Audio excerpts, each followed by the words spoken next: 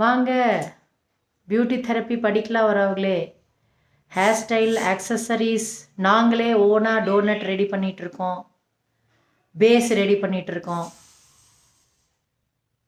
Readymade டோனட்டை பிரிக்க தேவையில்லை.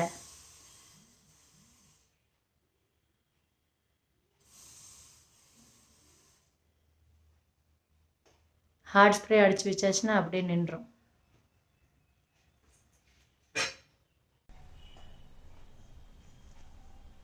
வாங்க கிளாஸ் பழகலாம் உறவுகளே.